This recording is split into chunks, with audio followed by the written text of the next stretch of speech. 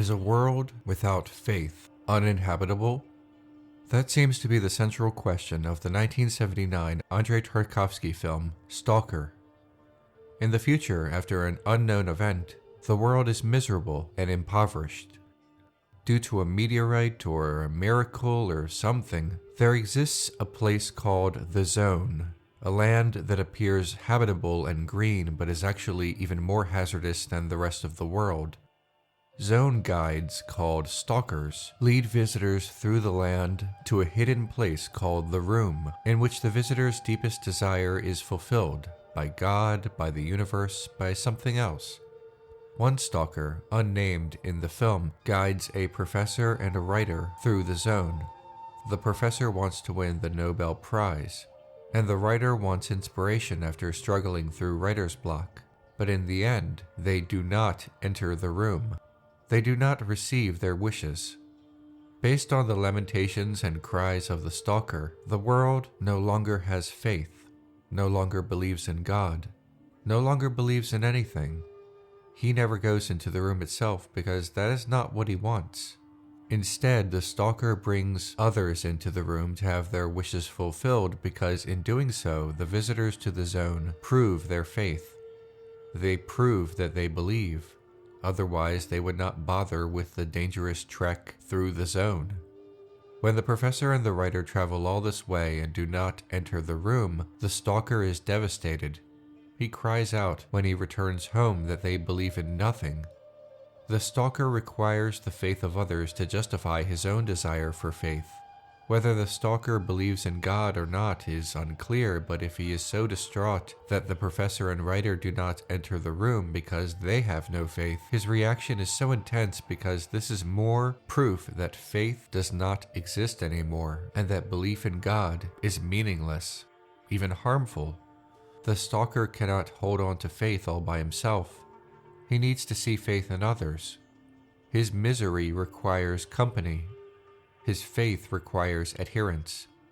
In the beginning of the film, his wife cannot understand why he would risk arrest by violating the law and entering the room, but for the stalker, the Zone is everything because it is the kingdom of God. The room is the miracle, the proof that God exists. Of this, Tarkovsky has said in interviews and in his diaries, "The stalker needs to find people who believe in something in a world that no longer believes in anything." The film is about the existence of God in man and about the death of spirituality as a result of our possessing false knowledge. But is a world without faith truly uninhabitable, or is the world worthless without faith only to the filmmaker? Arguments against faith in God or other supernatural powers are usually ontological, meaning related to whether or not something is or is not. Ontology is the philosophical study of the nature of being and existence. So ontological study of faith centers around whether or not God exists. However, Stalker is more concerned with the effects of a world without faith rather than whether or not faith is justified. Therefore, the arguments for and against faith in the film are teleological, an explanation of something as it relates to its goals or effects. What is the effect of faithfulness on society? What is the effect of faithlessness on society? A common argument against religion is that it is often the source of conflict, political conflict that strips the rights of people under religious grounds, international conflict in warfare, etc. However, are religious-based prejudices the result of religion itself, or is religion used as a means in which to justify pre-existing prejudice? Would, for example, bigotry against homosexuals suddenly disappear or wane if the religions that condemn homosexuality suddenly disappear or wane? The Crusades were publicly justified as ordained by God, but the motives were actually material, land and wealth. Then again, some harmful religious practices have no basis in pre-existing prejudice, religion-based medical neglect, for example. Also, even if prejudice and other ills of society pre-existed religious justification, would said ills have prospered for so long without divine rationalization?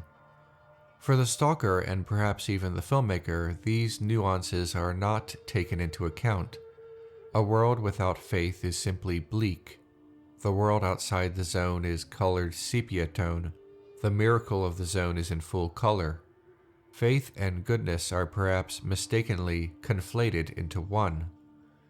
17th century philosopher Voltaire had a more skeptical view of the goodness of faith. The teleological goodness, not ontological. Once your faith, sir, persuades you to believe that your intelligence declares to be absurd, beware lest you likewise sacrifice your reason in the conduct of your life. Certainly anyone who has the power to make you believe absurdities has the power to make you commit injustices. To the stalker, however, this is unacceptable. Without faith, he believes his life is both meaningless and worthless. He spent time in prison. His daughter has lost her ability to walk and faces other mutations. The world is dry and heartless, and he assumes this is because the world has lost its faith. In the narrative of the film, this is true because that is what the filmmaker has created, but if this were real and not fiction, one would question the stalker's conclusions. The hardship of the world might not be a result of a lack of faith. Rather, lack of faith might be a result of the hardship of the world. His cause and effect might be backwards. Following the horrors of World War II, existentialism became more popular in philosophy, for example, because the Holocaust, atomic warfare, and other terrible things posed philosophical and theological problems. A change in belief did not change the world, but the events of the world did create a change in belief. Also, the seeming lack of faith among the stalker's people and the condition of his home might have no direct correlation, but that is not how the stalker sees the world. His view is more akin to 20th century philosopher Robert Adams. His moral argument for theistic belief centered around the concept of demoralization, weakening moral motivation. To Adams, achieving good over evil requires more than just human effort, but human effort can add or detract from the total value of the universe. It is demoralizing not to believe there is a God, Adams said, giving a moral advantage to accepting God. If there are any practical advantages that are worthy to sway us in accepting or rejecting a belief, the advantage of not being demoralized is surely one of them. But can it be right and intellectually honest to believe something or try to believe it for the sake of any practical advantage, however noble? I believe it can. In other words, though Adams believes in God ontologically, his argument is also that faith is good teleologically. This might not be satisfying to everyone, especially since the concept of it simply being helpful to society can be phrased differently to sound malevolent. Napoleon believed faith was good for his people too, but said it like this: "Religion is excellent stuff for keeping common people quiet. Religion is what keeps the poor from murdering the rich." Is the stalker's world truly uninhabitable because of lack of faith, or is this a convenient excuse for why things are the way they are? Human frailty comes up from time to time in the film. A famous line from Stalker is, "Weakness is a great thing, and strength is nothing. Hardness and strength are death's companions. Pliancy and weakness are expressions of the freshness of being." This is similar to the philosophy of the ancient Chinese thinker Lao Tzu, but for a Christian like Tarkovsky, he might connect that more with the Bible. The meek shall inherit the earth. Another example of human frailty in the film comes in the form of someone the stalker once knew. A man, nicknamed Porcupine, wanted the room to resurrect his deceased brother, but instead, the room gave Porcupine riches because deep down, that is what he truly wanted. When the stalker, professor, and writer arrive in the zone, they pass by poles that look as though they are arranged to be crucifixes. Their journey to the room is spiritual. They trudge through the zone as though facing the hardships of the cross.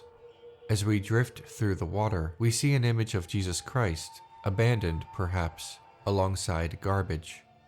When the writer wears the crown of thorns, he does so only dismissively, even ironically.